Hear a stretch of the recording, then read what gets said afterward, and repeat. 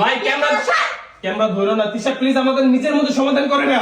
না, আমি আপনাদেরকে অনেক অনেক প্রুফ দিব। আচ্ছা এই সময় কম, শুরু করো। জান্নাতের জামাই তোহা কট, কারণ তোহা আবার দ্বিতীয় বিয়ে করছে।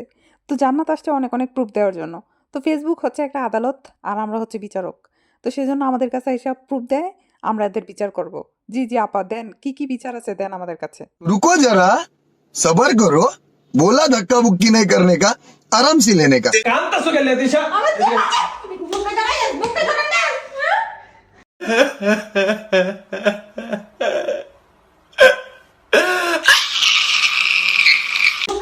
মুখে ধরেন না।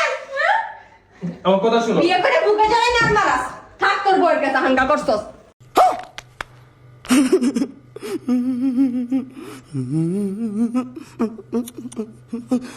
ওয়াও আপা, ওয়াও, দারুণ।